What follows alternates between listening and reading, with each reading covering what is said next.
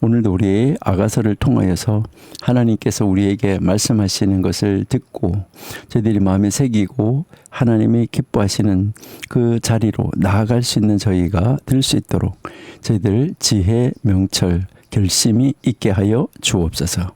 아버지께 의지합니다. 하나님이 친히 선생님이 되어주셔서 가르쳐 주옵소서.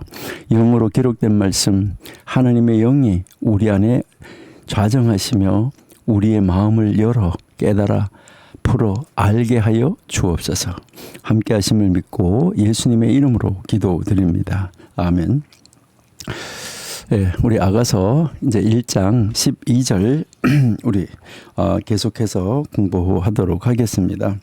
네, 우리 아가서 1장 12절에서 왕이 그의 연회 자리에 있을 동안 나의 나드 향이죠. 향유가 그 향기를 내었다. 이렇게 지금 이야기를 하고 있습니다.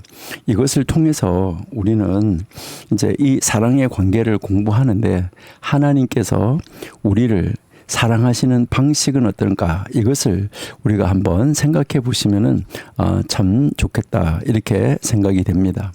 지난주에 우리가 마지막 부분에서 무엇을 했으냐면 사랑은 존귀함으로써 시작된다라고 이야기를 했고 사랑은 희생적 헌신으로 표현이 되어지는 것이 사랑이다. 이렇게 이야기를 했고 세 번째 사랑은 은은한 향기, 이 영향력으로 확산이 되어져 간다.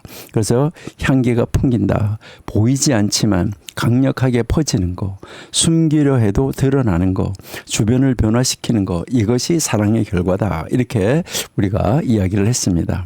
그래서 이 세 가지가 있을 때 완전한 사랑이 된다 하는 것이죠. 첫 번째 사랑은 존귀로, 그 다음에 두 번째 사랑은 희생적 헌신으로, 세 번째 사랑은 은은한 영향력으로. 그래서 이 세 가지가 이제 함께 있을 때 완전한 사랑이 된다. 이렇게 이야기를 했잖아요. 존귀함만 있고 헌신이 없으면 그것은 공허한 말잔치가 된다. 이렇게 이야기를 했고요. 지난주에 헌신만 있고, 헌신은 있는데 존귀하게 여기지 않아. 이것은 자기 희생적인 고통일 뿐이다. 그리고 종교가 있고 헌신이 있는데 영향력이 없으면 이거는 그냥 숨겨져 있는 사랑일 뿐이다. 그런데 이 세 가지가 함께 어우러질 때 진정한 사랑이 된다. 이렇게 이야기를 했었는데요. 그래서 하나님께서 우리를 사랑하신 방식은 어떤 건가? 이 말씀을 통해서 우리가 한번 생각해 보시면 좋겠다. 이렇게 생각이 됩니다. 그래서 우리 하나님께서 우리를 사랑하는 방식은 어떨까? 여러분이 한번 생각 한번 해보세요. 하나님이 우리를 사랑하신 방식 어떤 걸까? 여러분 여기에서 그대로예요. 첫 번째는 뭐예요? 하나님은 우리를 존귀하게 여기셨어요. 여러분 하나님은요 이 세상에 어떤 누구도 이제 함부로 대한 사람이 하나도 없잖아요. 하나님은 우리를 아주 존귀하게 여기셨다. 그러니까 이사야 43장 4절 한번 볼까요? 이사야 43장 4절 여기에 보니까 뭐 나오냐면 내가 내 눈에 너는 내 눈에 어떻다고요? 보배롭고 존귀하고 내가 너를 사랑하였은즉 내가 내 대신 사람들을 내어주며 백성들이 내 생명을 대신할 것이다. 여러분 여기서 하나님이 우리를요 하나님의 눈에 보배롭고 존귀하게 그리고요 우리를 사랑했다. 이렇게 말씀하고 있습니다. 바로 이 아가서에서 우리에게 가르치고 있는 그 내용 이것을 그대로 가지고 계신다는 것이죠. 그다음에 두 번째 여기서 우리 이제 하나님을 사랑하는 방식은 하나님은요 귀한 것 하나님께서 아주 최고로 귀하게 여기는 것 이 귀한 것을 우리에게 주셨어요. 그러니까 요한복음 3장 16절 우리가 잘 아시는 대로 하나님이 세상을 이처럼 사랑하사 누굴 줬어요? 독생자를 주셨으니. 그러니까 하나님은요 가장 귀한 것을 우리를 위해서 내어 놓으셨다 하는 것이죠. 자, 세 번째는 이제 그 하나님의 사랑은 어떻는가요?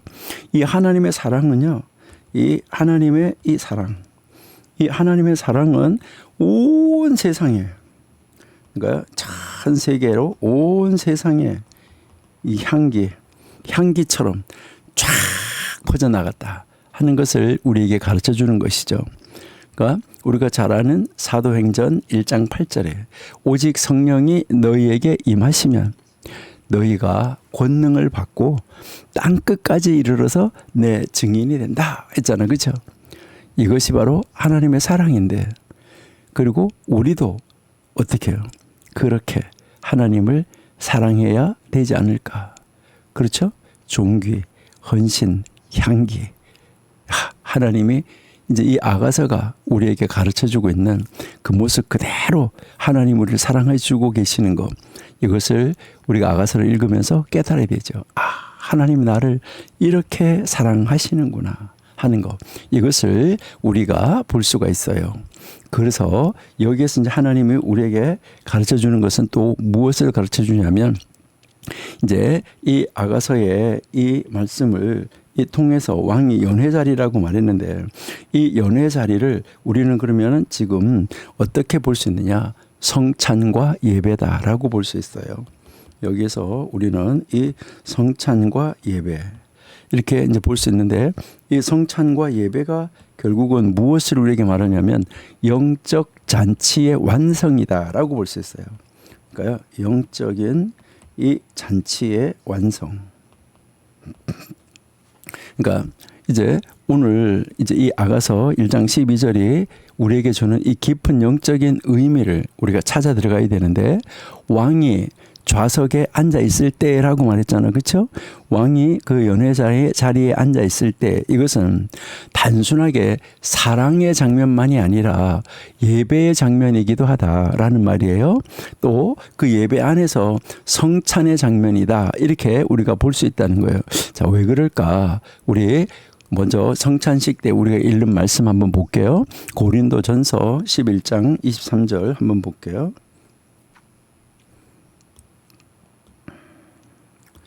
예, 내가 너희에게 전한 것은 주께 받은 것이니 곧 주께서 잡히시던 밤에 떡을 가지사 축사하시고 떼어 이르시되 이것은 너희를 위한 내 몸이니 이것을 행하여 나를 기념하라 하시고, 식후에 또한 그와 같이 잔을 가지시고 이르시되 이 잔은 내 피로 세운 새 언약이니 이것을 행하여서 마실 때마다 나를 기념하라 하였으니 너희가 이 떡을 먹으며 이 잔을 마실 때마다 주의 죽으심을 그가 오실 때까지 전하는 것이다. 이렇게 지금 말씀을 하고 있는 것이죠. 그렇게 해서 이제 우리에게 가르쳐주고 있는 이 말씀, 여러분들이 한번 잘 보시면서 우리가 생각할 수 있는데, 여기에서 바로 이 성찬이 바로 뭐예요? 잔치라는 거예요. 이 성찬이 잔치인데, 이 성찬의 중심에 누가 계십니까? 예수님께서 바로 이 성찬의 중심에 계시는 거룩한 잔치, 바로 그 잔치의 가장 그 중앙에 왕의 자리에 앉았다고 말하는 것처럼 앉아 계시는 것이죠. 누가복음 22장 한번 보실게요. 누가복음 22장 14절. 때가 이름에 예수께서 사도들과 함께 앉으사 이르시되 내가 고난을 받기 전에 너희와 함께 유월절 먹기를 원하고 원하였노라. 여기서 함께 앉으사 이랬잖아요. 이것이야말로 지금 왕이 좌석에 앉아 있을 때, 지금 아가서에서 말하는 왕이 좌석에 앉아 있을 때 그 장면을 우리에게 보여주고 있는 거예요. 그리고 우리는 무엇을 드리는가? 여기에서 우리의 나도 향유를 드리는 것인데, 우리의 찬양, 우리의 예배, 우리의 헌신, 우리의 기도를 드리는 것이죠. 그래서 시편 141편 2절 한번 보실게요. 시편 141편 2절. 나의 기도가 주의 앞에 분향함과 같이 되며 나의 손 드는 것이 저녁 제사같이 되게 하소서. 우리의 이 기도가 분향과 같아 이렇게 말하잖아요. 그렇죠?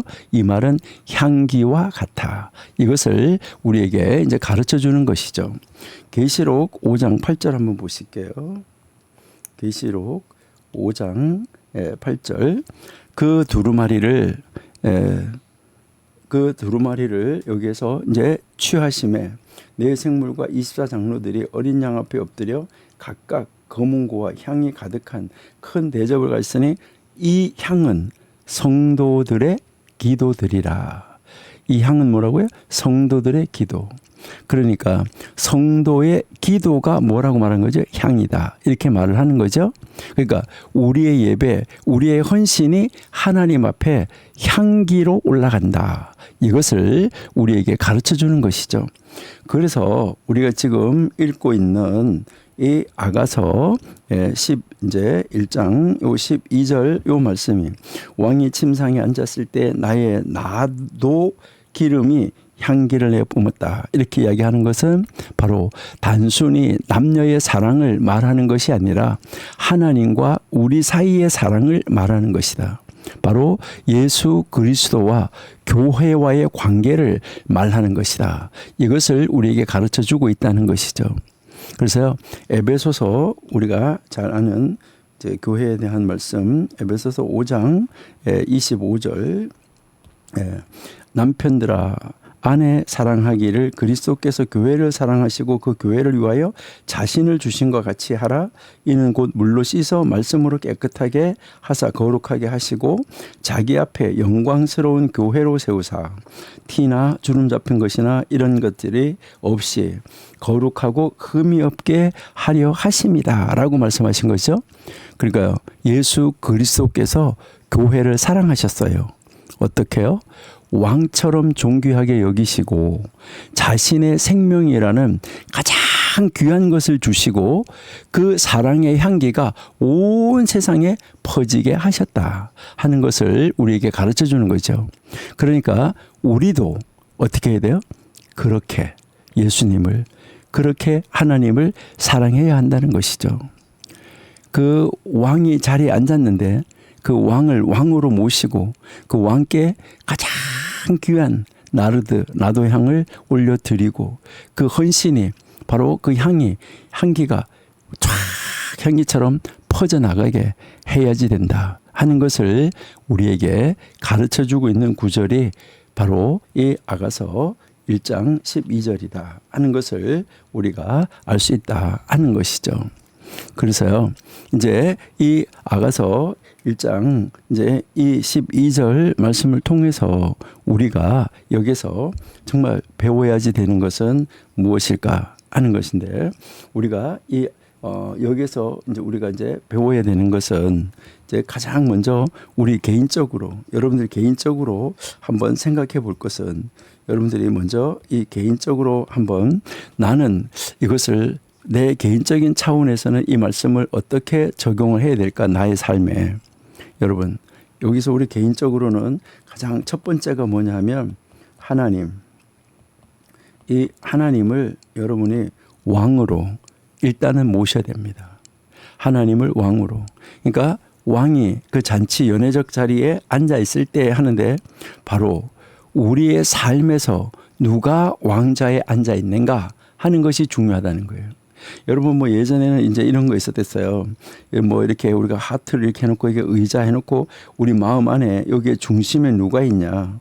그러면서 뭐 하나님이 여기에 있냐, 여기 있냐, 여기 있냐, 여기 있냐 하는데 여기에 하트 여기 의자에 딱 중심에 누가 앉아야 된다고요? 하나님이 앉아 계셔야지 된다.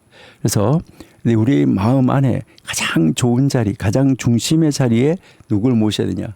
왕으로 하나님을 모셔야 된다. 그래서 왕이 나의 중심의 자리, 연회의 자리, 여기에 앉아 있을 때 바로 우리의 삶에서 왕이 왕자의 자리, 내 마음의 중심의 자리에 앉아 있어야 이제 이 모든 것이 제자리를 찾아갈 수 있는 것이다 하는 거죠.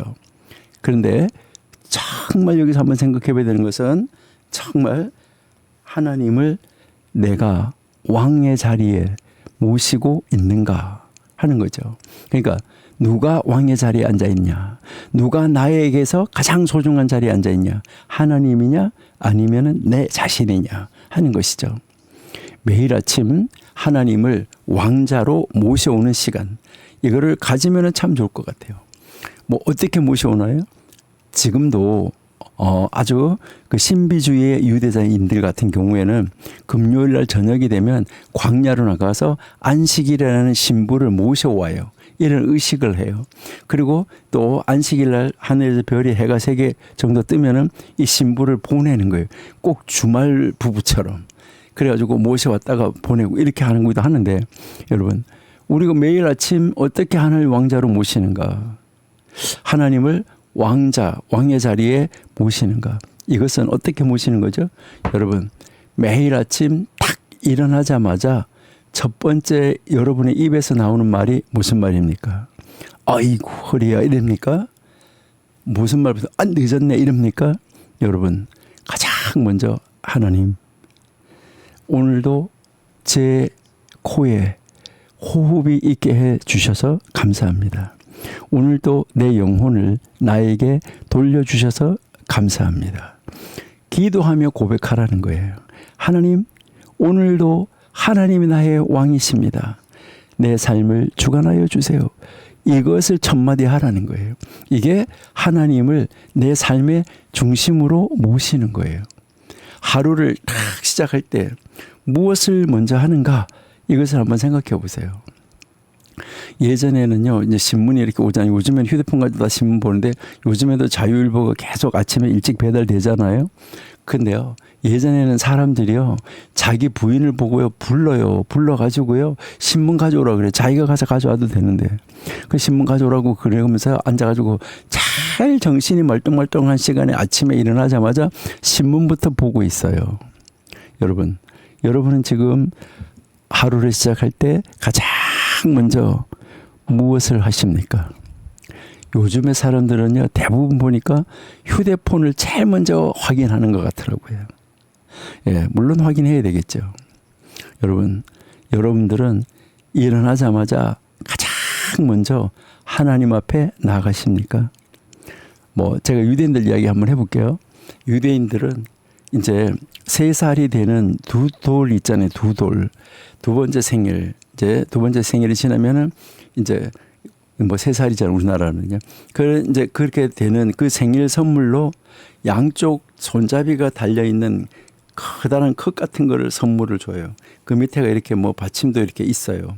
그렇게 주는데 이 아이가 이제 그 생일 선물을 받으면 그걸 가지고 밤에 잠을 자기 전에 가서 물을 받아요. 거기다가 물을 받아가지고 밑에 이렇게 받침이 있는데 거기다가 놓고 그거를 침대 밑에다 넣어놔요. 그렇게 넣어놨다가 아침에 일어나자마자 내려와서 거기다가 하나님 하면서 손을 씻어요. 그 손을 깨끗하게 씻고 손을 모으고 하나님 앞에 기도하는 것부터 시작을 해라. 그래서 그런 거를 선물로 줘요. 그래서 유대인들 그 물건 파는 데 가보면 그런 게 이렇게 있어요. 양쪽 손잡이 달린 거예요. 여러분, 우리도 뭐 그걸 따라하라 이런 건 아니에요. 따라하라 이런 건 아니고요. 우리도 아침에 일어나자마자 다른 어떠한 것을 하기 전에, 그러니까 다른 어떠한 것을 하기 전에 뭐부터 하는 게 좋을까요? 하나님을 찾는 것이 좋다 하는 것이죠. 물론 사랑제일교회 유튜브를 새벽 예배 드리는 것 참 감사하고 좋은 거죠. 예, 여러분들 정말 그 하나님 앞에 예배하는 것으로 시작하는 거, 하나님을 먼저 왕으로 모시는 거, 이거 정말 소중하고 중요한 것이죠. 정말 새벽 예배로 하나님 앞에 먼저 시작하신 여러분 정말 귀하십니다. 여기에서 이야기는 무슨 이야기냐면은 우선순위를 결정하라는 거예요. 우선순위. 우리 정광 목사님 늘 말씀하시잖아요. 무엇이 우선순위냐. 그러니까 우선순위를 정하는 데 있어서 여기에 하나님을 첫째로 둬라. 우리 개인적으로 그렇게 하는 것이 좋다 하는 건데, 시편 63편 1절 한번 볼게요. 시편 63편 1절. 예, 여기 보니까요. 이제 하나님이여 주는 나의 하나님이시라. 내가 간절히 주를 찾되 물이 없어 마르고 황폐한 땅에서 내 영혼이 주를 갈망하며 내 육체가 주를 앙모하나이다. 그러니까요, 여기에서 하나님을 가장 먼저 찾는, 간절히 찾는 우선순위에서 첫째가 하나님. 요즘에는 학교의 수업이 1교시부터 시작하는 게 아니라 0교시부터 시작하더라고요. 여러분들도 이제 하나님을 0순위, 1순위 앞에 0순위로 놓을 수 있는 여러분이 되면 좋겠다 하는 것이고요. 그래서 이제 하나님을 처음에 왕으로 모셔야 된다 하는 거. 그 다음에 여기서요, 이제 두 번째는 왕으로 모셨으면 어떻게 해야 될까요? 왕으로 모셨으면 나에게 있어서 가장 귀한 것, 귀한 것을 드리세요. 그러니까 하나님을 왕으로 모셨으면 가장 귀한 것을 드리다 이 말이죠. 나의 나도향, 우리 한글 성경에 나도향이라고 그랬는데 나르드, 이 향. 이것은 여러분이 가진 것 중에서 가장 귀한 것이 무엇입니까? 그것을 하나님 앞에 드리라는 것이죠. 시간이 가장 귀하다면 시간을, 하루 중에 가장 좋은 시간을 하나님 앞에 드리고요. 아침 일찍 일어나서 기도하고 말씀을 읽고, 피곤해서 졸리는 시간이 아니라 가장 정신이 맑고 깨끗한 시간을 하나님 앞에 드린다는 것이죠. 여러분에게 재능이 가장 귀하다고 하면 그 재능을 하나님 앞에 드리세요. 노래를 잘하면 찬양으로, 가르치는 재능이 있으면 교사로, 돈 버는 재능이 있으면 구제로, 여러분이 가지고 있는 재능을 하나님 앞에 드리는 거예요. 여러분에게 물질이 가장 귀하다면 그 물질을, 헌금을 기쁨으로 하나님 앞에 드리십시오. 마지 못해서가 아니라 감사함으로, 기쁨으로 드리라는 거예요. 미국에 어떤 젊은이가 있는데 지금 30대 후반인데 그 사업을 잘하는 친구인데 그는 11조를 10의 9조를 한다고 그래요. 11조가 아니고. 여러분 10의 9조 하면 뭐 먹고 사나 이렇게 하는데요. 여러분 걱정하실 필요가 없어요. 한 달에 10억만 버시면은요 10의 9조 하고도요 얼마든지 1억 가지고 먹고 사는데 지장이 없어요. 그러니 그 친구가 하는 말이 무엇이라고 하냐면, 내가 가지고 있는 것 하나님이 내 것이 아니기 때문에 하나님의 것이기 때문에 하나님이 하나님 것을 가져가시려고 하면 1초도 안 걸려서 내 것 다 가져가실 수 있다. 그런데 가져가시지 않고 내가 쓸 수 있도록 나에게 허락해 주신 것이 얼마나 감사한지 모른다. 그래서 나는 하나님 앞에 최선을 다해서 드린다. 이렇게 말하는 그런 젊은이를 봤어요. 참 놀랍죠. 여러분 마지 못해서가 아니라 감사함으로, 기쁨으로. 그래서 우리가 잘 아는 로마서 12장 1절이 있잖아요. 영적 예배. 형제들아, 내가 하나님의 모든 자비하심으로 너희를 권하노니 너희 몸을 하나님이 기뻐하시는 거룩한 산 제물로 드리라. 바로 너희가 드릴 영적 예배다. 이렇게 이야기를 하는 거죠. 자, 그 다음에 이제 여기서 세 번째 우리가 하는 것은 뭐냐면, 우리 향기를 풍겨야 되겠죠. 우리 그리스도의 향기, 이 그리스도의 향기를 탁 풍겨내는 우리가 돼야 되는 거죠. 우리 청교도 신학원 원생들 여러분들이 가는 곳마다, 여러분이 계신 곳마다, 여러분이 어디에 있든지 그 계신 그 자리에서 그리스도의 향기가 쫙 퍼져나가는, 여러분들로부터 말미암아 은은하게 퍼져나가서 이거 무슨 향기일까 하면서 많은 사람들의 그 코가 여러분을 향하여서 담겨오면 얼마나 좋을까.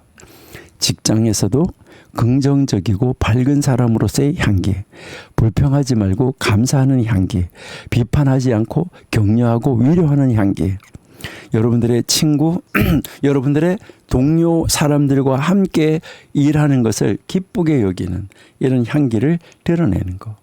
학교에서 정직하고 친절한 학생이 되는 거.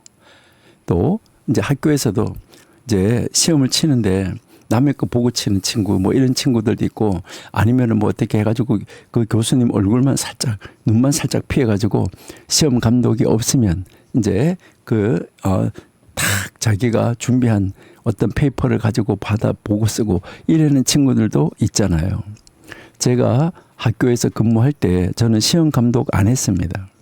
그러니까 시험 감독 안 하고 다 주고 가고 앞에다가 뭐 써놨냐면 리프네이 엘로힘이라고 써놨어요. 무슨 말이냐면 하나님 앞에서 시험 쳐라. 지금 하나님 앞에 있다. 그리고 하나님 앞에 있다고 생각하고 하나님이 보고 있다고 생각하면 뭐 안 할 거고 컨닝 안 할 거고 하나님이 없다고 생각하면 컨닝할 거고 그럴 거라는 거죠. 그래서요. 이제 그래 하면 어떤 학생들이 뭐라고 하냐면 교수님 그렇게 하면 공부한 사람이 손해볼 수도 있어요. 시험 감독 안 하면 다른 아이들은 시험 컨닝할 수도 있어요. 그렇게 이야기하는 학생이 있었어요.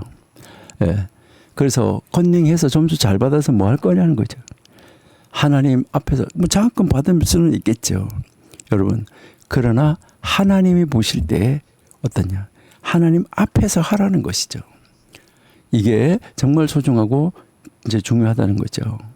그러니까 우리는 정말 하나님 앞에서 따돌림을 당하는 친구가 있으면 그 친구를 가서 도와주고 정말 우리가 옆에 있는 사람을 가장 잘 도와줄 수 있는 연약한 사람을 도와줄 수 있는 이런 친구 그런 친구 이런 그렇게 해주면 그 친구들이 바로 여러분을 통해서 누구를 보게 되는 거죠?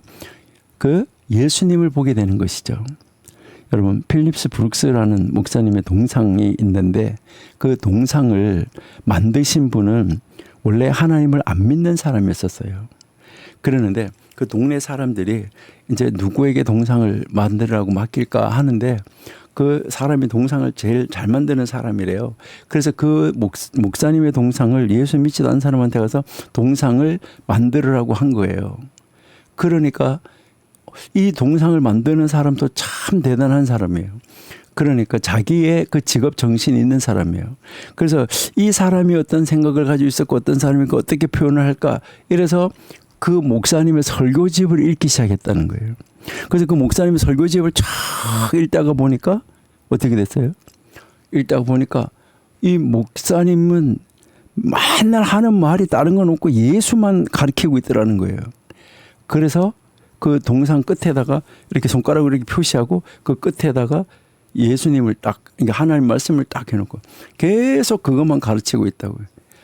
뭐 처음에는 목사님의 설교를 처음에 들으면 뭐 이렇게 가는데 나중에 보니까 결국 예수를 가르치고 있고 또 예수를 가르치고 있고 예수를 가르치고 있다. 그래서 예수를 가르치는 걸로 이렇게 동상을 만들고 그가 예수님을 믿었다라고 이야기를 합니다. 그래서 여러분들의 친구가 여러분을 보고 여러분을 통해서 예수님을 보게 하면은 얼마나 좋을까. 바로 가정에서 학교에서 직장에서 사랑과 섬김의 향기 이거를 풍기는 거죠.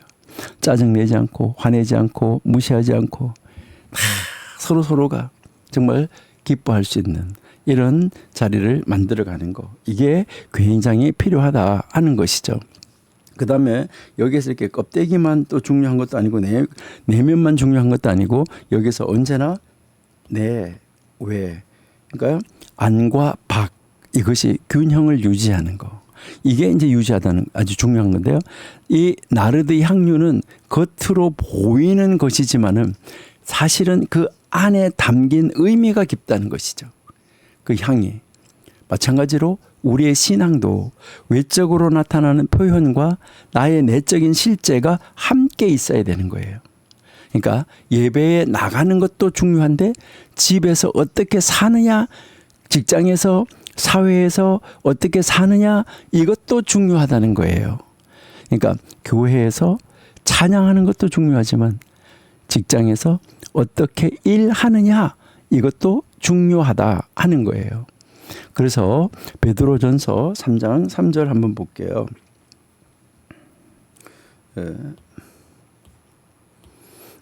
너희의 단장은 머리를 꾸미고 금을 차고 아름다운 옷을 입는 외모로 하지 말고 오직 마음에 숨은 사람을 온유하고 안정한 심령에 썩지 아니할 것으로 하라. 이는 하나님 앞에 값진 것이다 라고 이야기하고 있어요. 그러니까요 우리가 정말 어떻게 살아야 되냐 하는데 제가 미국에서 어떤 사업가 이야기를 들었었는데 그분은 이제 그분이 교회에서 아주 성실한 성도예요. 아주 정말 신앙이 좋으신 성도님인데 그분이 회사에서 자기가 회장님인데 그 면접 시험을 치고 이렇게 할 때 그 다 이렇게 뭐 이력서 이렇게 뽑아가지고 올라왔는데 이렇게 왔을 때 일단은 자기가 면접 시험을 치는 데서 기독교인이라고 그러면 일단은 이렇게 옆으로 제킨대요. 왜 그러냐고 그러니까요. 그 기독교인들이 이제 교회에 와가지고요. 직장에 와가지고요. 아침에요. 9시 늦게 허덕 벌고 와가지고 또 와가지고 앉아가지고요. 성경 보고 큐티 한다고요. 뭐 1시간 동안 그냥 까먹는데요. 그리고 수요일이 되면요. 5시만 되면요. 주일 예배 드리러 가야 된다고요. 벌써 그때부터 일하고 앉지 않고 막 접고 막 그런데요. 그런데 그 몰몬교 다니는 사람들은요. 아침에 일찍 나와가지고 다른 사람 테이블도 닦아주고 청소도 하고 그렇게 하고요. 아주 성실하고 너무너무 그거 하다는 거예요. 그런 사람이 필요하다는 거예요. 이제. 그래서 자기는 기독교인 이름을 이렇게 지키고 싶다는 거예요. 여러분 어떻게 이런 향기를 풍기게 됐나. 참 안타깝죠. 그러니까요. 좋은 향기를 풍겨야 되는데 그렇죠. 그러니까 몰몬교 다닌 사람만큼 좋은 향기를 결국은 그 회사 안에서 풍토를 만들지 못하고 풍기지 못했다 하는 그런 이야기밖에 안 되는 거잖아. 그렇죠. 여러분 그래서 우리는 중요한 것이 뭐냐면 아까 앞에도 우리가 이야기를 했었어요. 그 현자들의 잠언할 때도 이야기했는데 여기서 우리는 자기 점검이 항상 필요해요. 자기가 자신을 우리가 개인적으로 돌아볼 때는 매일 자기 자신의 점검의 시간을 가지는 것이 정말 필요하다는 거예요. 그러니까 잠자리에 들기 전에 여러분 내일을 위한 기도보다는 잠자리에 들기 전에는 오늘을 마무리하는 기도가 필요해요. 여러분 내일은 여러분의 것이 아니에요. 내일은 내일 와야 여러분의 것이 되는 거예요. 그러니까 오늘 최선을 다해야 되는 거죠. 그러니까 오늘 내가 잘못한 걸 회개하지 않고 만약에 가지고 있다가 죽으면 어떻게 돼요? 밤에 하나님의 영혼을 취해가면. 그래서 잠자기 전에 반드시 오늘 거 정리하셔야 돼요. 그래서 하루를 돌아봐야 되는데 돌아볼 때 우리 뭐 해야 돼요? 나는 하나님을 왕으로 모시고 오늘 하루 살았나? 나는 무엇을 오늘 하나님께 드렸나? 나는 오늘 나에게서 어떤 향기를 풍겼나? 이것을 가지고 우리가 하나님 앞에 돌아보고 감사할 거 감사하고 또 회개할 거 회개하고 하루를 정리하는 거 이게 굉장히 필요하다. 이것을 사실 우리에게 가르치는 것입니다. 그리고 가정에서도 여러분들이 이제 이 말씀을 우리가 적용해야 되는데 가정이 우리 어떻게 살아야 되냐면 여러분이 전도서 9장에 읽어보면 매일 잔치집 같이 살아야지 돼요. 하나님을 믿는 사람들이 그렇게 살아야 되는데 이 잔치집의 왕을 모셔야 되는데 바로 그 하나님이 왕이신데 그 하나님이 왕이신 하나님이 사람으로 나타나 있는 모습을 자기 배우자로 생각하시면 되는 거예요. 그리고 엄마 아빠로 자녀들로 이렇게 우리가 생각하면 되는 거죠. 그래서 배우자를 왕처럼 왕후처럼 그래서 왕이 좌석에 앉았을 때 여러분의 가정에 배우자는 어떤 위치에 있는가? 왕좌에 있는가? 아니면 구석에 있는가? 결혼 생활이 오래되면은 배우자를 당연하게 여기는 경우가 많은데 처음에 설렘과 존중이 사라지고 저 사람 원래 그래 이런 식으로 저 사람 내가 잘 알아 이렇게 생각하게 되는데 그렇게 하면은 안 돼요. 성경은 우리에게 배우자를 왕처럼 왕후처럼 대우하라는 거예요. 그리고 잔치의 중심에 가정의 중심에 하나님을 모시고 그 하나님을 모신 바로 하나님이 보내신 왕후가 있다는 거죠. 그래서 아침에 일어나면 하나님 하고 부른 다음에 그 다음에 하나님 내 옆에 둔 왕후에게 먼저 인사하는 것이죠. 그리고 퇴근하고 돌아왔을 때도 하나님이 오늘도 하루 일과를 잘하고 돌아오게 해서 감사합니다 하고 들어오고 집에 왔을 때 서로 배우자가 만나서 함께 이제 왕과 왕후가 만나는 그런 이 모습. 그래서 식사할 때도 정말 서로가 이 왕과 왕후로서 특별하게 서로를 이제 위해주면서 식사할 수 있다 그러면은 얼마나 좋을까. 그리고 또 이 배우자에게도 마찬가지인데 왕에게 가장 귀한 것을 드리는 것처럼 이제 우리 배우자에게도 날마다 가장 귀한 것을 이렇게 드릴 수 있는 그러한 자리. 그러니까요. 뭐 그래가지고 꼭 맨날 선물 사다 준다는 게 아니라 관심. 그래서 정말 최고의 관심을 가지고 대해주는 거. 이것이 중요하다는 것이죠. 그래서 이제 시간을 내서 바쁘지만은 시간을 쪼개서 함께 보내는 시간. 이러한 시간을 만들어서 이제 함께 대화하는 시간. 그러니까 핸드폰을 잠시 내려놓고 이제 그렇게 배우자가 만나서 대화하는 거. 그래서 가장 귀한 마음을 배우자에게 주는 거. 힘든 일이 있을 때 제일 먼저 배우자에게 말하고 기쁜 일이 있을 때 제일 먼저 배우자하고 나누는 거. 이것이 아주 중요하다는 거죠. 이게 귀한 헌신이라는 거예요. 그래서 우리는 정말 하나님이 우리 가정에 보내준 배우자가 왕비다 이것이죠. 그래서 이 가정에 그 사랑의 향기를 풍겨내는 거 이것이 이제 중요하다는 것이죠. 그래서 이 좋은 향기는 저절로 나는 것이 아니라 헌신이 있어야 돼요. 그래서 좋은 향기를 만들기 위해서는 의도적으로 노력을 해야 돼요. 그러니까 여기에서 우리가 의도적으로 노력하는 우리 말의 향기를 만들어야지 돼요. 그러니까 나쁜 말 하지 말고 감사하는 말, 칭찬하는 말, 사랑한다는 말 이런 말의 향기죠. 불평하는 말, 비난하는 말, 무시하는 말 이런 거 우리 하지 말고요. 그리고 행동의 향기. 그러니까 행동의 향기에서도요. 뭐 하는 것을 옆에 가서 도와주고 같이 해주고 함께 웃고 함께 기도하고 함께 식사하는 거. 이게 아주 중요하다는 거죠. 그리고 분위기의 향기도 굉장히 중요해요. 집을 깨끗하게 정리하고 이제 거기에서 같이 함께 뭐 빨래하고 뭐하고 하는 이런 것이 아주 좋다는 거죠. 그래서 집에 함께 있는 것이 즐거움이고 그 집이 천국이고 그렇게 됐을 때 바깥으로 그 집 안에서 향기가 은은하게 퍼져나간다는 것이죠. 그리고 가장 중요한 것은 부부가 함께 성경 읽고 함께 기도하고 함께 예배하는 거. 이것이 아주 중요하다 하는 것이죠. 그래서 그렇게 기도하고 예배하는데 하나님이 왕으로 앞에 앉아 계시는 것이죠. 그러니까 정말 우리 가정의 진짜 왕은 하나님이시다 하는 거 이것을 고백하는 것이죠.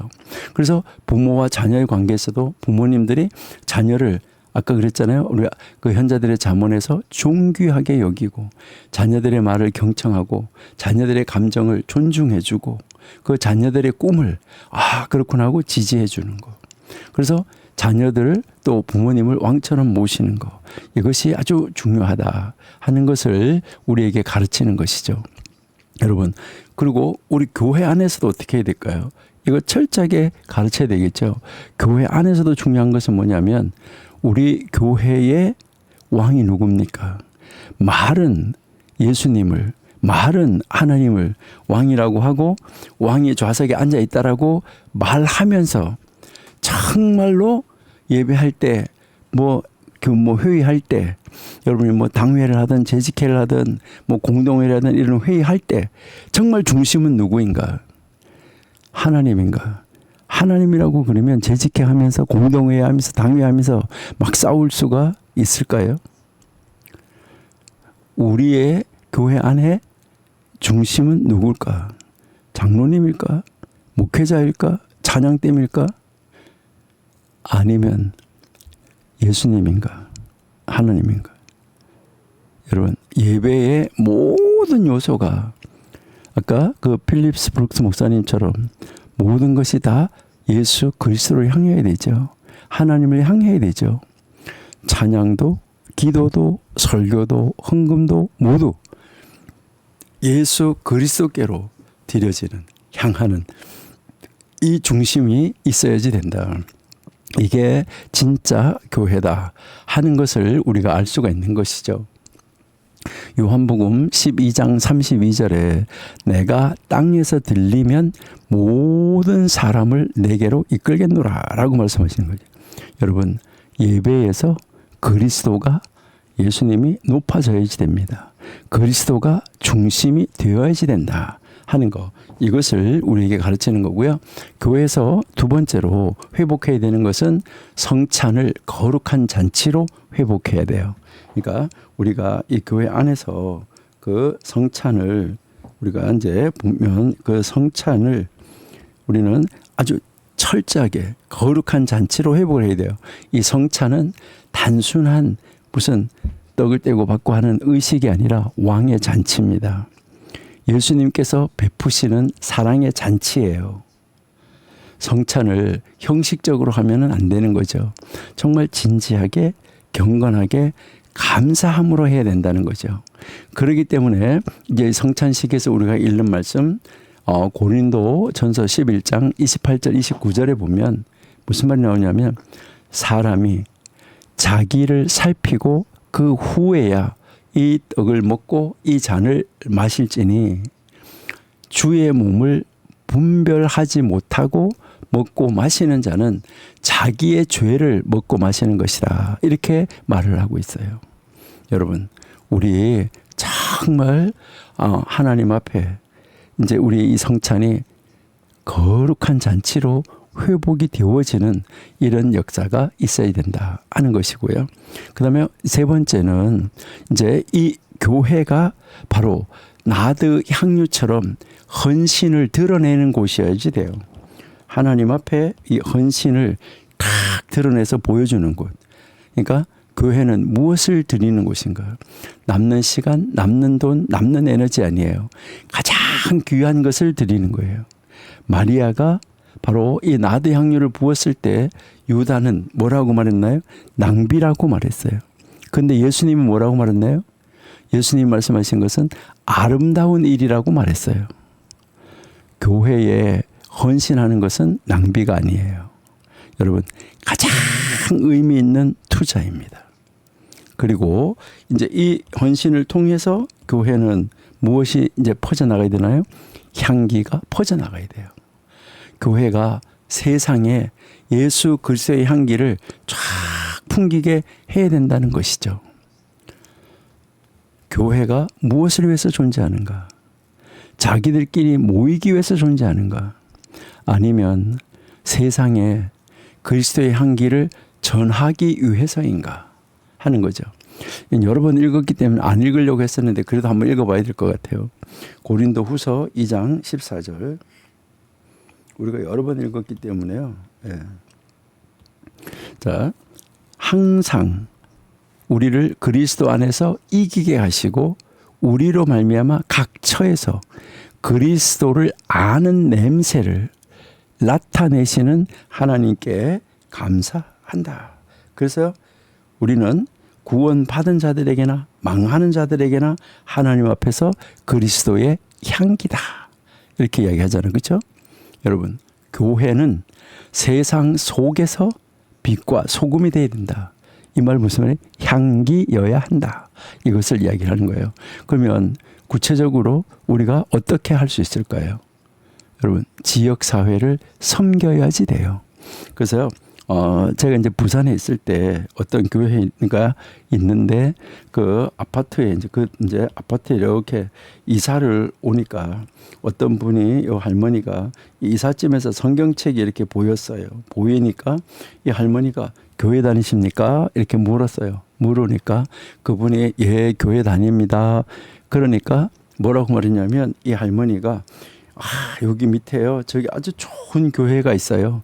그 교회 이제 여기 이사 오셨으니까 어디 다니셨는지 모르지만 교회가 멀면 이 교회로 옮겨서 다니세요라고 이야기를 했어요. 그러니까 이 이사 오시는 분이 뭐라면 연세가 많으시니까 이제 여자분이시라서 권사님이세요? 이렇게 물었어요.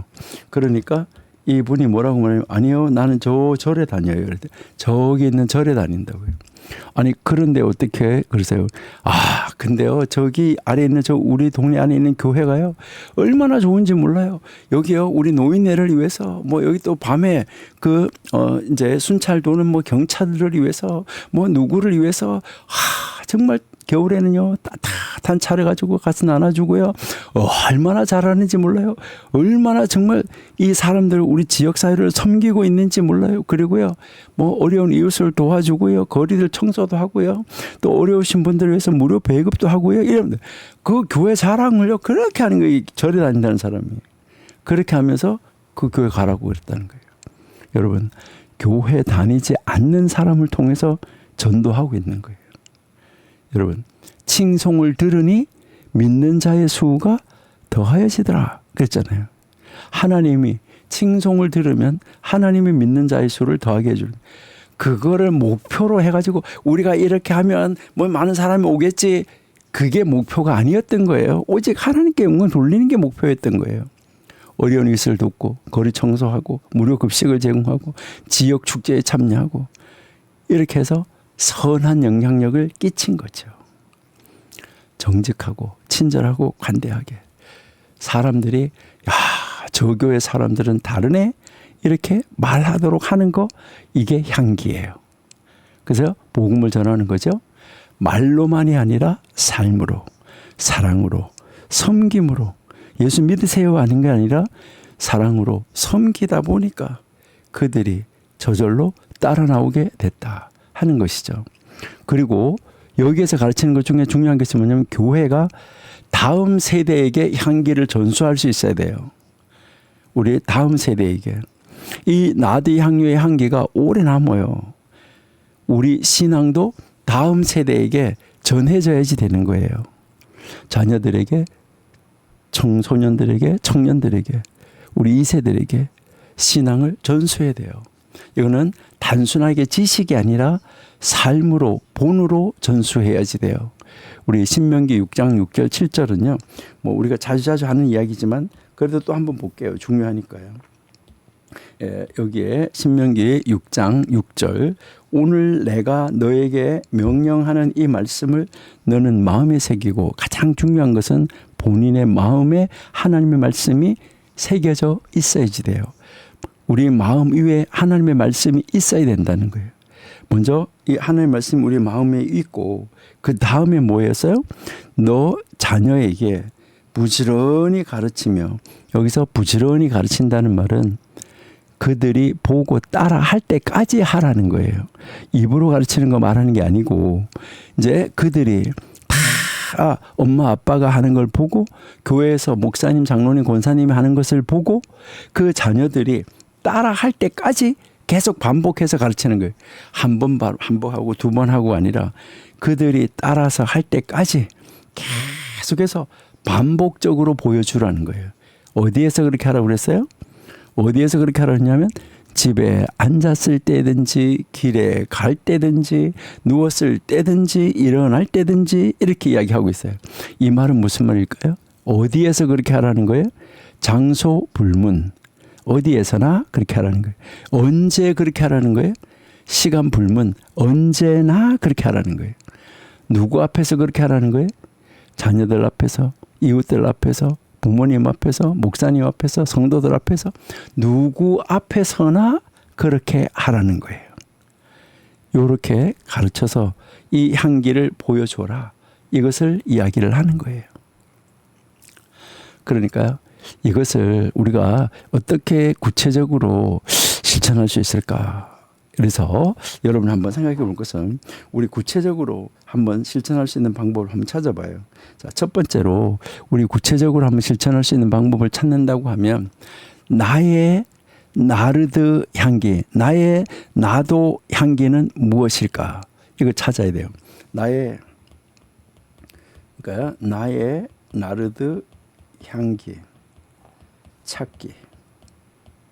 그러니까 나에게 있어서 가장 귀한 것이 뭔가, 하나님께 드릴 가장 귀한 것이 무엇일까? 이걸 찾아야 돼요. 우리가 가진 것 중에서 가장 귀하신 것이 무엇일까 생각하셔야 돼요. 시간, 그 시간 가지고 하나님의 일을 하는데 나와서 교회 와서 봉사하든 어디 가서 봉사하든 하나님의 이름으로 하세요. 재능, 하나님 나에게 준 재능이라고 이거 가지고 하세요. 물질, 하나님 주신 물질이라고 하세요. 관계, 하나님이 나에게 주신 관계라고. 꿈, 하나님 주신 꿈. 이거를 찾았으면 이것을 하나님께 드리기로 결단을 하셔야지 돼요. 여러분 이거 꼭 한번 해보세요. 그래서 여러분들이 먼저 여기 할 것은 나의 나르드 향기 찾기 하는데 나의 나르드는 무엇입니다. 이걸 한번 찾아보세요. 그리고 나서 나 이거 하나님께 드립니다. 그리고 구체적으로 한번 실천해 보시면은 좋겠다. 이렇게 이제 생각이 돼요. 그리고요 두 번째는 무엇을 말하냐면 왕의 잔치를 만들기. 여러분 우리가 이제 왕의 이 잔치를 만들어야 돼요. 그렇게 해서 왕을 모셔야 되는 거죠. 그래서요 이제 뭐 가족끼리 아니면 교회 구역 예배 뭐 어떤 자리든지 그 아주 특별한 시간을 만들으라는 거예요. 그래서 여러분들이 뭐 주중에 한 번이든 두 주에 한 번이든 한 달에 한 번이든 특별한 가족 잔치, 구역 잔치 이라는 것을 하라는 거예요. 그래서 그 특별한 어떤 뭐 이제 식사 자리라고 하더라도 뭐 맛있다 이런 게 아니라 아주 특별한 이런 자리를 시간을 내어서 만들어 가지고 뭐 비싼 거 아니라 싼 것이라도 갖다가 놓고 함께 대화하고 나누는 거. 여기서 중요한 것은 분위기예요. 분위기에서 다른 사람을 왕처럼 왕후처럼 이렇게 대하는 것이죠. 그렇게 하면서 정성스럽게 그를 대해 주는 거예요. 내가 가지고 있는 가장 좋은 것을 가지고 이런 이 잔치를 만들어서 그에게 드리는 것이죠. 우리 이웃들을 초대해서 이런 것을 하는 것도 참 좋겠다 이런 생각이 들어요. 그리고 그런 자리에서 당신은 왕이십니다. 당신은 왕후입니다. 당신을 사랑합니다. 하나님의 이름으로. 여러분 그렇게 해서 우리 이 위에 하나님이 계시는데 하나님이 나로 하여금 당신을 왕으로 이렇게 섬기고 사랑하게 해주셔서 감사합니다. 이렇게 하는 것이죠. 그 다음에 세 번째는 여러분이 일기를 한번 써보세요. 그러니까 이 향기를 날렸던 일기. 나는 오늘 어떤 향기를 날렸나, 어떤 향기를 풍겼나 이거를 한번 적어보시면 어떨까. 그래서요 몇 월 며칠 날 몇 시, 그러니까 뭐 여기에 뭐 몇 월 며칠 몇 시에 이제 이 몇 시에 내가 풍긴 향기는 어떤 것인가? 기쁨의 향기, 감사의 향기, 친절의 향기, 인내의 향기, 사랑의 향기, 평화의 향기 그런 것만 있는 게 아니라 부정적인 냄새는 안 피웠나? 이런 거를 내가 풍긴 향기는 어떤 향기가 있었나를 이렇게 한번 딱 적어 보시면서 오늘은 내가 하나님을 왕으로 모시고 정말 예수 그리스도의 향기를 날리는 삶을 살았구나 이렇게 딱 결론을 내릴 수 있다고 그러면은 얼마나 좋을까, 그렇죠? 그래서 여러분 스스로가 오늘 나의 향기, 나의 삶, 하나님을 왕으로 모신 나의 삶은 정말 멋진 삶이었구나 라고 하나님 앞에 감사할 수 있는 그런 날이 된다고 하면 얼마나 좋을까요? 그렇게 하면서 또 아까 얘기했는데 혹시 부정적인 향기를 날린 것이 있다 이렇게 하면 어떻게 해야 될까요? 개선할 향기로 이번에 이런 향기를 하는데 이거 안 되겠다 이렇게 이제 이 향기를 바꿔갈 수 있으면 좋겠다 하는 거, 이것을 여러분 한번 생각하시고요. 그 다음에 네 번째로는 여러분들이 실제로 이제 한번 향을 피워보는 것도 중요해요. 향기를 이렇게 피워놓고 이 향기는 안방에 피워놨는데 문을 닫아놨는데도 이게 어디로 빠져나가가지고 저까지 퍼지네 이렇게. 그러니까요 이런 것을 쫙 하면서 그 향기를 우리가 느끼면서 맡아볼 때마다 오늘 이 아가서 1장 12절을 기억하면서 나도 그리스도의 향기를 풍기고 있는가. 그리고 또 혹시 여러분들이 만약에 뭐 요즘에 향수 뿌리는 사람들이 많은데 아침에 향수를 뿌릴 때마다 이렇게 기도하시면 어떨까요? 하나님, 오늘 제가 만나는 모든 사람에게 이 향수의 냄새 이것보다 그리스도의 향기가 더 크게 그들에게 냄새 맡아지게 내가 그런 향기를 낼 수 있게 해주세요 하면은 어떨까? 이것을 한번 생각해 보시면 좋을 것 같아요. 그리고 여러분들이 뭐 서로 이렇게 직장에서 만나서 점심 식사하고 뭐 하고 대화를 나눌 때도 우리가 서로 당신은 어떤 향기를 지금 풍기고 싶으세요? 당신이 생각하는 그리스도의 향기는 뭐예요? 이렇게 하면서 서로 향기를 나눌 수 있다고 하면 더 좋겠죠. 그렇죠? 그렇게 한번 해보신다고 하면 우리는 바로 이 그리스도의 향기가 되어가지고 이제 많은 사람들에게 그리스도를 보여줄 수 있는 자리로 나갈 수 있지 않을까. 이것을 한번 생각해 봅니다. 우리 청교도 신학원 원생 여러분들은 이제 이 아가서 1장 12절을 통해서 이제 이 사랑의 향기를 우리가 한번 이제 지금 읽었는데 이 왕의 잔치에 앉아 있을 때 바로 이 나도 향유의 향기를 우리가 펼쳐낼 수 있는 우리가 되면 좋겠습니다. 사랑은 존귀함으로 시작하고 희생적으로 헌신함으로 표현이 되어진다.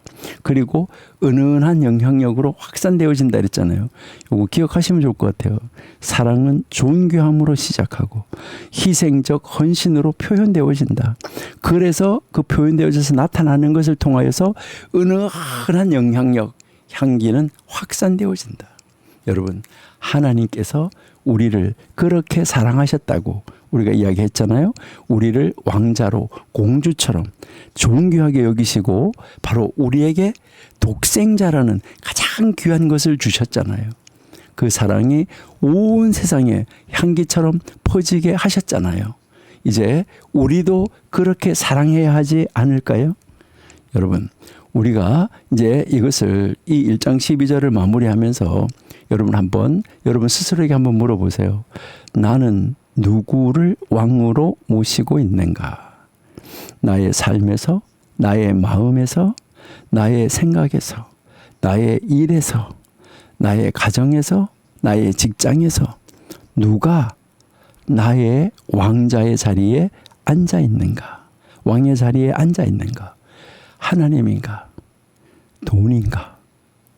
진정한 왕, 여러분 왕자의 여러분의 왕의 자리, 가장 중요한 자리에 앉히시기를 바랍니다. 그리고 두 번째는 그런 왕을 찾았다고 하면 나는 그 왕에게 무엇을 드리고 있는가? 한번 질문해 보시기 바랍니다. 하나님이 왕이여라. 나는 하나님 앞에 무엇을 가장 귀한 것을 드렸나? 하나님께 사랑하는 사람들에게 내가 무엇을 드리고 있나? 어떻게 헌신하고 있나? 세 번째, 나에게서는 어떤 향기가 풍기고 있나? 나를 통해서 지금 어떤 사랑의 향기가 풍기나 어떤 악취가 풍기나 우리 내 마음에서 나 몸에서 그리고요 우리 교회에서 우리 가정에서 우리 직장에서 다른 사람들은 나에게서 어떤 냄새를 맡고 있을까? 그리스도의 향기일까? 저거는 예수장이라고 하면서 속속들이 세상 놈이야. 세상의 냄새일까? 아니면 그리스도의 향기일까? 여러분, 어떤 향기든지 향기는 풍겨나갑니다. 여러분, 우리 그리스도의 향기를 풍기는 우리 청교도 신학원생 다 되시길 바랍니다. 그래서 우리가 이거를 늘 우리 마음속에서 늘 다시 한번 되새기고 또 되새기면서 기억을 하면서 정말 나는 그리스도의 향기야. 나는 그리스도의 향기야. 우리는 그리스도의 향기야. 이렇게 외칠 수 있는 그러한 여러분들이 되면은 참 좋겠다. 이렇게 생각합니다. 그래요. 우리 그리스도의 향기로서 왕을 왕자에 모시고 가장 귀한 것을 드리고 바로 이 향기를 풍겨내는 그리스도의 향기를 풍겨내는 진정한 하나님의 사람, 우리 진짜 예수님의 사람, 진짜 하나님의 사람, 속속들이 하나님의 사람으로 세움을 받는 그런 여러분들이 다 될 수 있기를 소망합니다. 그래서 이제 우리 정교도 신학원 원생들을 바라보는 그 사람들, 동네 사람들, 이웃 사람들, 이런 사람들이 다 뭐 하는 거죠? 야, 정말 저 사람은 진짜 하나님의 사람이라는 이런 칭함을 듣는 여러분들이 될 수 있기를 소망합니다. 예. 자, 그러면 이제 그 다음 우리 한번 가보도록 하겠습니다. 예, 우리 13절 가볼게요. 13절 먼저 우리 개역 성경으로 한번 읽어볼게요.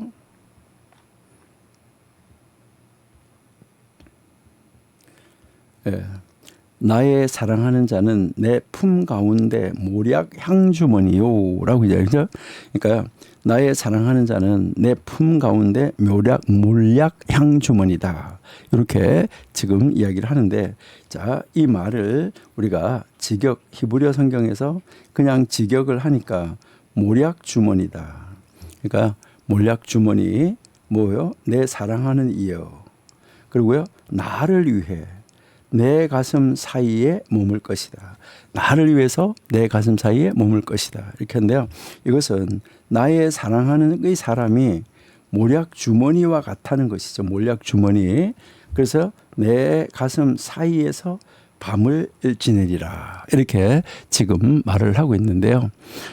여기에서 한번 또 질문을 우리가 한번 해봐야 돼요. 이제 여러분들은 밤에 잠을 잘 때 무엇을 가까이다가 두고 주무십니까? 여러분이 밤에 잠을 잘 때 무엇을 여러분 옆에 가까이다가 이제 놓고 이렇게 주무십니까? 어떤 분은 베개를 막 끌어안고 주무시는 분도 있고, 어떤 분은 인형을 안고 주무시는 분도 있고, 어떤 아이들은 담요나 물건을 꼭 가지고 있어야 잠을 자는 아이들도 있어요. 왜 그럴까요? 그것이 가까이 있으면 편안하고 안정감을 느끼기 때문입니다. 근데 그것이 없으면 잠을 이루지 못해요. 고대 근동 사회에서도요, 아주 특별한 습관이 있었어요.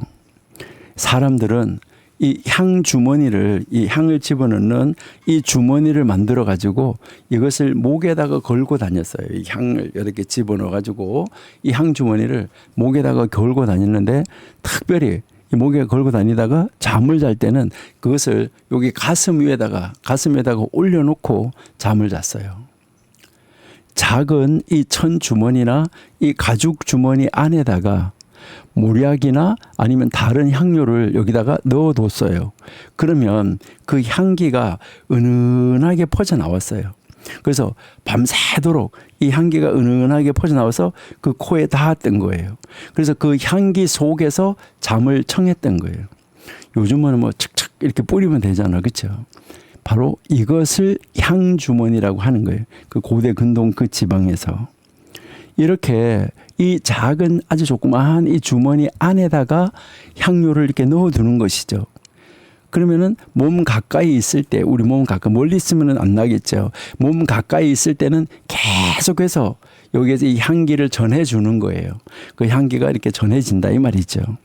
멀리 떨어뜨려 놓으면은 향기를 맡을 수가 없어요. 근데 가까이 두면은 바로 항상 그 향기를 느낄 수가 있다 하는 것이죠. 지금 이 13절 이 말씀이 바로 요 향주머니를 비유해서 그 시대 문화를 이해해야 이걸 이해할 수가 있는 거예요. 그러니까 그 향주머니에 대한 이야기예요. 이것은 이 향주머니가 그 고대 근동에서 말하는 단순한 향주머니가 아니라는 거예요. 이것은 바로 사랑에 대한 이야기라는 것이죠. 그러니까 우리가 지난번에 11절에서 금사슬 은장식을 우리가 읽었었어요. 그러니까 금사슬이 있는데 거기에다가 그 금 안에다가 장식 안에다가 거기다가 은을 가지고 막 금사슬에다가 은을 가지고 장식을 하는 거, 이거 우리가 읽었잖아요. 그래서 사랑하는 사람을 금처럼 존귀하게 그리고 은처럼 순결하게 여기는 거, 이 사랑을 우리가 그때 함께 나눴고요. 그리고 우리가 앞에서 조금 전에 12절에 나드향, 이 나드향을 우리가 읽었잖아요. 왕이 잔치에 앉았을 때 이 퍼지는 귀한 향기, 헌신과 희생의 향기, 이것을 우리가 앞에 시간에 이제 이 12절에서 읽었어요. 근데 오늘 이 13절은 바로 그 다음 단계로 간 거예요. 그러니까 이제 술람미 여인이 말을 하는 거예요. 술람미 여인이 말을 하는데 뭐라고요? 나의 사랑하는 자는 나에게 몰약 향주머니 같아서 내 품 사이에서 밤새도록 누워있다. 이렇게 이야기를 한 거죠. 여러분, 이 말씀 속에 얼마나 깊은 친밀함이 담겨 있는지 여러분들은 느껴지십니까? 이 말씀 안에 아주 친밀함이 담겨 있다는 거예요. 이것은 아주 단순하게 누군가를 좋아한다 이런 수준이 아니에요. 이것은 가장 가까운 곳에 가장 오랜 시간 동안 가장 깊이 함께 한다는 그 의미를 가지고 있는 말이에요. 이 굉장히 소중한 말인데요. 자, 그래서 우리가 여기에서 이제 보시니까 이제 내 사랑하는 이는 모략 주머니 같아서 내 가슴 사이에서 밤을 지낸다. 밤새도록 눕는다. 그러니까 이게 좀 더 쉬운 말로 내가 한번 해볼게요. 내가 사랑하는 이는 나를 위한 모략 항주머니 같아서 나를 위한 모략 항주머니 같아서 내 가슴 곁에 밤새도록 머물러서 나를 위하여서 향기를 전해준다. 이 말이에요. 정말 놀라운 고백입니다. 그러니까요. 12절에서 이제 우리 한번 봐요. 자, 12절에서는 왕이 침상에 앉았을 때 나도 기름이 향기를 품어냈구나. 이렇잖아. 그렇죠? 그러니까요. 이제 우리에게 이제 요게 이제 그 향기름을 품어냈다. 이렇게 지금 말을 했잖아요. 예. 그리고 11절에서는 우리가 너를 위하여 금사슬에 은을 박아 만들리라 이렇게 말을 했잖아요. 그러니까 여기에 11절에서는 우리에게 지금 무엇을 이제 보여줬냐면 다른 사람들이 우리가 이랬잖아요. 너에게 금사슬을 만들어 주겠다고 했고, 그리고 이제 그 12절에서는 이 술람미 여인이 왕의 침상에 앉았을 때 나도 향기가 풍겼다 이렇게 말했잖아요. 근데 지금 13절에서는 나의 사랑하는 자는 이렇게 나가고 있어요. 나의 사랑하는 자는 내 품 사이에 밤새도록 누워있다. 이렇게 고백을 하잖아요. 여러분, 이것은 공개적인 잔치의 장면이에요. 공개적인 잔치. 그럴까요? 여러분, 이것은 앞에서 공개적으로 잔치를 베풀었었잖아요. 그러니까 이제 우리는 부부가 됩니다 하는 이 공개적인 잔치를 베풀었는데 그런 공개적인 잔치가 끝났어요. 끝나고 이제는 뭐예요? 가장 사적이고 친밀한 순간을 말하는 거예요. 공개적인 잔치의 장면이 아니라는 거예요. 이제 13절부터는요. 이거는 가장 개인적인 거예요. 그리고 친밀한 거예요. 밤에 혼자 있을 때 가장 가까운 곳에 사랑하는 이를 두겠다는 거예요. 이제 우리가 이것을 한번 보시면은 제일 먼저 모략 향주머니가 나오잖아요. 그렇죠? 자, 여기에 여러분이 이제 보시니까 이 모략 향주머니가 있는데 그러면 이 모략 향주머니는 무엇을 말하냐? 자, 여기서 귀하고 향기로운 사랑, 희생의 상징 이렇게 말하는데 요 모략 향주머니는 무엇을 가르쳐 주는 거냐면 헌신이에요. 여러분, 이게 냄새가 나려고 하면 헌신이 없으면 안 납니다. 그리고요, 희생이 없으면 냄새가 향기가 안 납니다. 그러니까 여기에서 이제 이 나의 사랑하는 이 하는데 요 나의 사랑하는 이라는 말인데요. 자, 이 나의 사랑하는 이는 나에게 모략 주머니다. 이렇게 해서 요게 나에게라는 말인데 요게 그냥 단순하게 나에게가 아니라 나를 위한이라는 말이에요. 나를 위한 이제 나에게 모략 주머니 이렇게 이야기하고 있는 거예요. 그러니까 여기에서 핵심 단어는 바로 뭐예요? 여러분, 핵심 단어는 모략이에요. 요 모략이라는 단어다. 그러니까 이게 앞에서는 나도 향이었었는데 지금 나도도 아주 귀한 향이었었는데 그런데 이 모략은 또 그 나르드 향유와 또 다른 의미를 가지고 있다는 거예요. 여기서 이제 이 모략 여기서 히브리어로 보면 이거는 모르라고 그래요. 모르. 근데 이 모르라는 말은 이 히브리어로 이 말은 어디에서 온 말이냐면 쓰다는 말에서 왔어요. 쓰다. 그러니까요. 왜 쓰다고 했을까요? 여러분, 이 몰약은 원래 이 나무가 있으면 나무에서 나오는 수지라는 거예요. 그래서 이것을 얻기 위해서는 이 몰약을 얻기 위해서는 먼저 나무를 베어내야 돼요. 그래서 나무에 뭘 입혀야 되냐면 상처를 줘야 돼요. 상처를 줘야 되고 그 나무에 상처를 베어서 그 상처를 줬는데 그 상처에서 흘러나오는 진액이 굳어져서 몰약이 되는 거예요. 그러니까 이 몰약은 상처와 고통을 통해서 얻어지는 향료예요.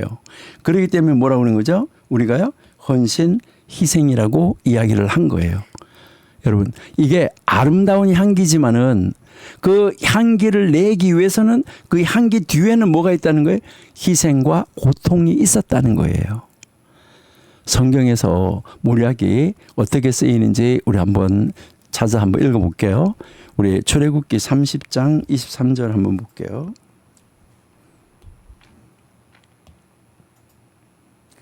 출애굽기 30장 23절 여기에서 보시니까 너는 상등 향품을 가지되 액체 몰약 500세겔과 그 반수의 향기로운 육개 250세겔과 향기로운 장포 250세겔 이렇게 지금 나오고 있어요. 하나님께서 모세에게 거룩한 향유를 만들라고 명령하셨어요. 근데 그 재료 중에 첫 번째가 뭔지 아세요? 몰약이에요. 그러니까요. 상등 향품을 취하되 액체. 자, 제일 먼저 뭐였어요? 너는 상등 향품을 가지되 액체 몰약. 이렇게 지금 이야기하고 있죠. 그렇죠? 그러니까 바로 이 첫 번째가 몰약이었었다. 이것을 우리에게 가르쳐 주는 거예요. 여러분, 몰약은 거룩한 관유, 그러니까 제사장 기름 붓는데 이런 데 쓰는 그 거룩한 관유의 첫 번째 재료였었어요. 제사장을 구별시키고 그다음에 이 성막의 기구들이 많이 있었잖아요. 이 성막의 기구들을 거룩하게 하는 기름의 재료였었어요. 이것은 몰약이 무엇을 상징한다고요? 거룩함을 상징한다. 이것을 가르쳐 주고 있어요. 몰약이 이제 이 거룩함을 상징한다는 거예요. 예, 지금 신학자 토크 할 때 마태복음 2장을 하고 있는데요. 이제 이번에 마태복음 2장 할 건데 거기에 보면 동방 박사들이 와서 예물을 드리는데 보면 예물에도 뭐가 나와요? 몰약이 나와요. 여러분 잘 아시잖아요. 예, 우리 마태복음 2장 11절 한번 보실게요. 자, 집에 들어가서 아기와 그의 어머니 마리아가 함께 있는 것을 보고 엎드려 아기께 경배하고 보배합을 열어 황금, 유향, 몰약을 예물로 드렸다. 이렇게 하잖아요. 그렇죠? 여기에 몰약이 나오죠. 그렇죠? 예, 황금, 유향, 몰약. 이 세 가지 예물은 각각 의미가 있어요. 이제 이번 돌아오는 금요일에 아니면 그 다음 금요일에 이제 다음번 하여튼 신학자 토크 시간에 이걸 할 거예요. 여기서 황금은 왕권을, 유향은 신성 제사장을, 몰약은 그럼 무엇을 할 거예요? 여러분, 몰약은 무엇일까요? 여러분, 몰약은 죽음을 상징합니다. 여기에서 정말 놀라운 것을 우리가 봐야 되는데 갓 태어난 아기예요. 예수님이. 이 갓 태어난 아기 예수님에게 왜 몰약을 드려야 됐을까요? 여러분, 이것은 예언입니다. 이 아기가 자라서 십자가에 죽으실 것을 미리 보여주는 예언이었었어요.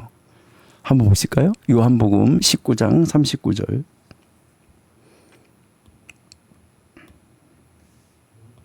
예, 일찍이 예수께 밤에 찾아왔던 니고데모도 몰약과 침향 섞은 것을 100리트라쯤 가지고 온지라. 여러분, 누가 무엇을 가지고 왔습니까? 일찍이 예수님 앞에 밤에 찾아왔던 관리 있었잖아요. 니고데모가. 이거 왔는데 뭘 가지고 왔어요? 몰약, 침향 섞은 거. 이것을 가지고 왔다 그러잖아요. 여러분, 여기 몰약은 뭐 하는 거예요? 예수님의 장례를 준비하기 위해서 니고데모가 가져온 것이 몰약이었었어요. 몰약은 이 시신을 보존하고 향기롭게 하는데 사용하는 것이었었어요. 여기 한번 보세요. 몰약은 성경에서 3번 아주 중요하게 나와요. 거룩한 관유의 재료로, 2번째는 아기 예수님께 드린 예물로, 3번째는 예수님의 장례에 사용된 향료로 나오고 있어요. 그러면 이것이 무엇을 의미하냐는 거죠. 여러분, 몰약이라는 것은 단순한 향기가 아니에요. 그러니까 아가서 1장 13절을 읽을 때 몰약을 뭐 단순하게 내 품에 놓고 이거 아니라는 거예요. 그러니까 몰약은 단순한 향기가 아니라 무엇을 말하는 거룩함과 헌신, 그리고 죽음까지 포함하는 깊은 사랑을 말하는 거예요. 그래서 아가서 8장에 제일 가보면 죽음보다 강한 사랑이라고 이야기하고 있어요. 오늘 여러분 우리 이 아가서 1장 13절로 다시 돌아와서 한번 봐요. 술람미 여인이 나의 사랑하는 자는 나에게 나를 위하여서 몰약 향 주머니다. 이게 무슨 말일까요? 이것은 당신은 나에게 좋은 향기름을 주는 사람입니다. 단순한 그런 말이 아니에요. 당신은 나에게 좋은 향기를 주는 사람입니다. 단순하게 이런 말을 하려고 하는 게 아니라는 거예요. 이거 잘못 읽으면 그렇게 읽고 말아요. 여러분, 이것은 당신은 나를 위해서 당신 자신을 희생하는 사람입니다. 이걸 고백하는 거예요. 당신은 바로 나를 위해서 당신 자신을 희생하는 사람입니다. 예수님이 오실 때부터 몰약으로 가신 예수님이 나를 위해서 예수님 자신을 희생하는 사람으로 예수님이 오셨어요. 당신의 사랑에는 헌신과 희생이 담겨 있습니다. 이 말을 하는 거예요. 그 사랑이, 바로 그 사랑의 향기가, 그 헌신과 희생이 담겨 있는 그 사랑의 향기가 퍼집니다. 나에게, 나를 위하여. 이건 놀라운 말이죠. 우리 에베소서 5장 2절을 한번 읽어볼게요.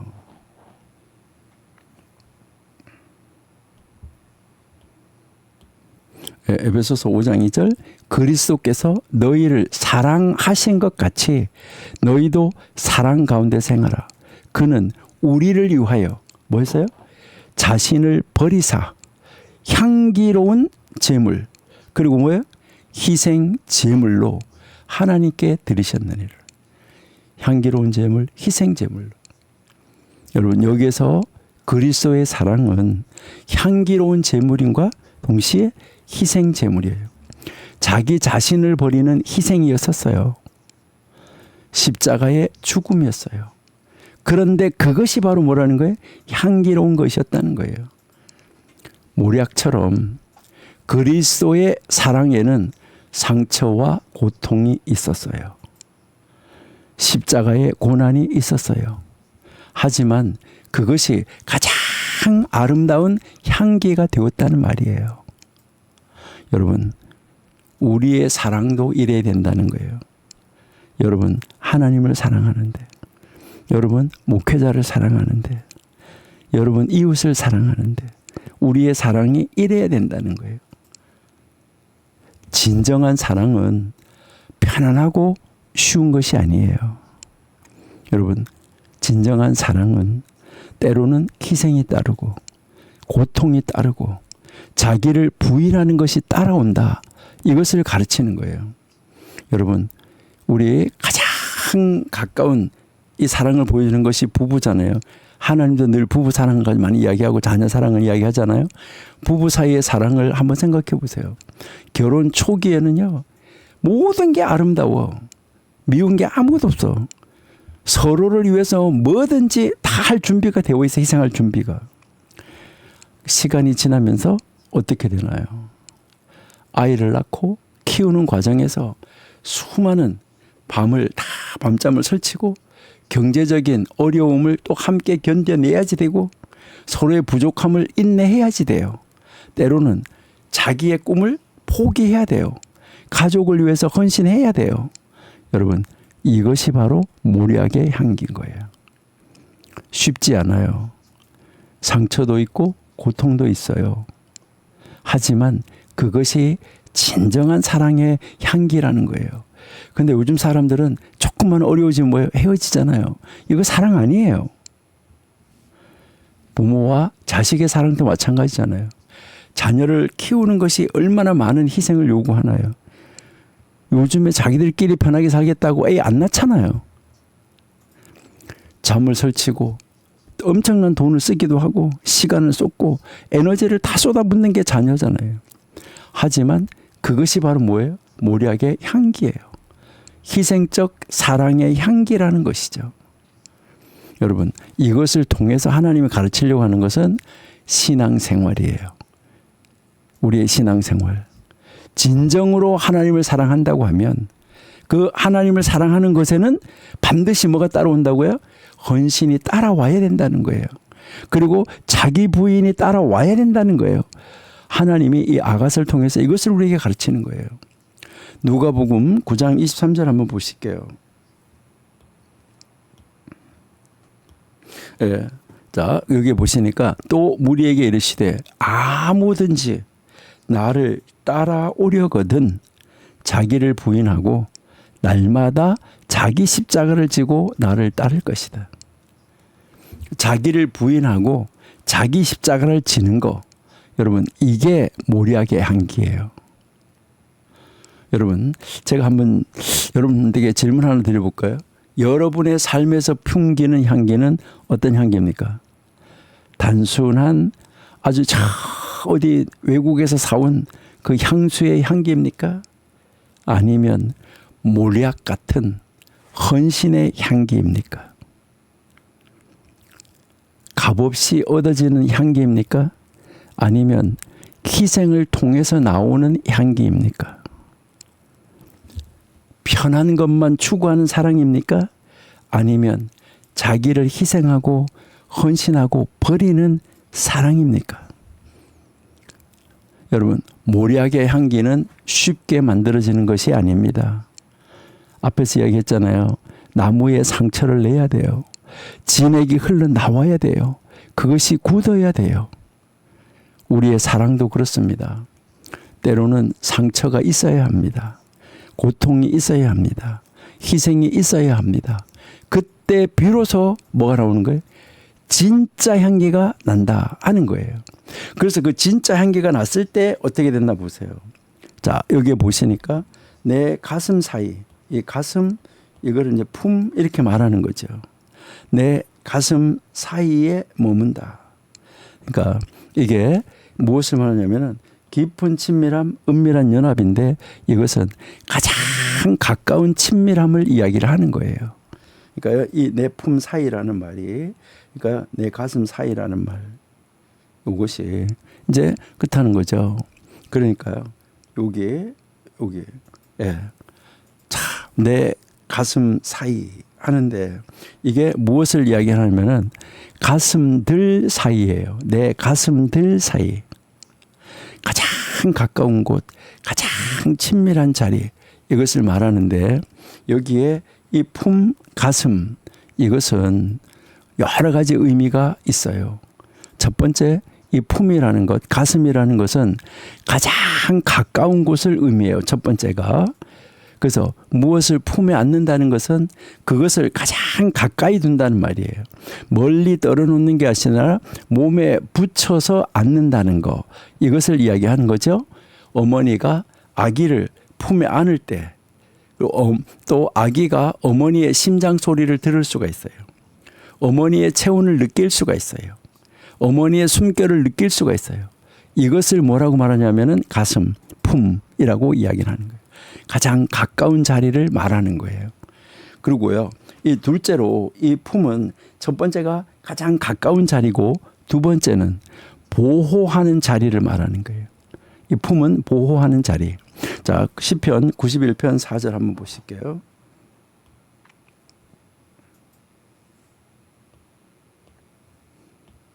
예, 그가 너를 그의 깃으로 덮으시리니 내가 그의 날개 아래 피하리로다. 그의 진실함은 방패와 손방패가 되시나니.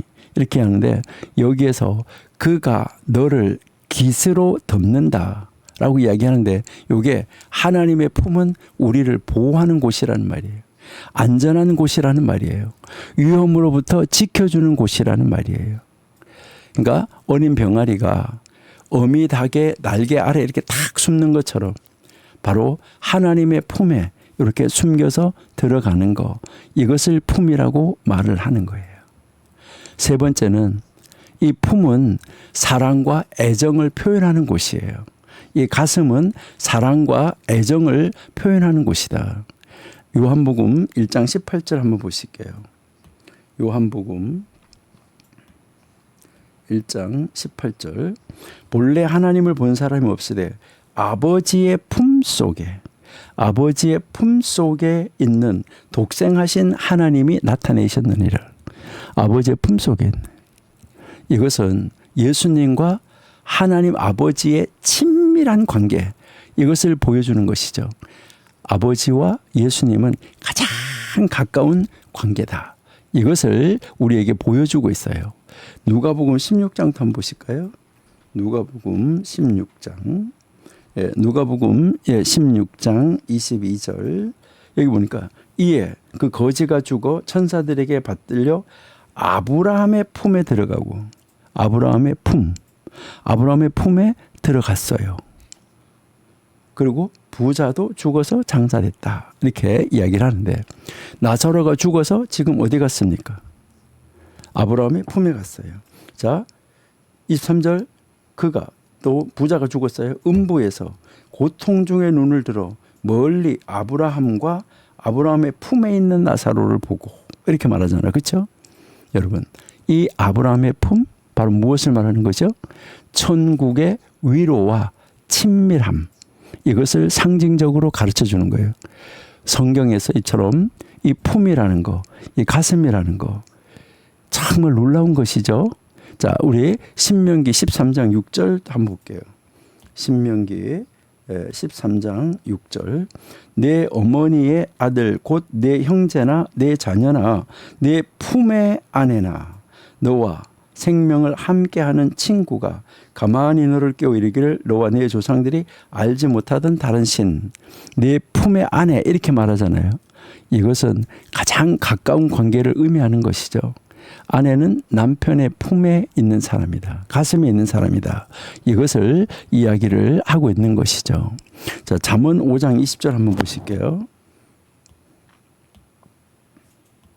예, 내 아들아 어찌하여 음녀를 연모하겠으며 어찌하여 이방 계집의 가슴, 이방 계집의 품을 안겠느냐 이야기하는 거죠. 여기서도 품, 가슴을 안는다 이 말이 나오는데 가장 친밀한 관계를 말하는 거예요. 그러니까 오늘 이 아가서 1장 13절에서 내 품 사이에라고 말하는 것은 그러면 뭐냐 이거죠. 이것은 바로 나의 사랑하는 이는 나의 가장 가까이 있습니다. 멀리 떨어진 것이 아니라 내 품에 있습니다. 그리고 내가 보호하고 내가 사랑하는 가까운 곳에 있습니다. 이것은 바로 뭘 말하는 거죠? 사랑의 친밀함을 보여주는 것이죠. 여러분, 현대 사회의 문제가 무엇일까요? 현대 사회의 문제가 뭔지 아세요? 가장 가까이 있지만 멀리 있는 거예요. 한 집에 살지만 각자 방에 들어가서 문을 닫아요. 각자 방에 들어가서 문을 닫고요.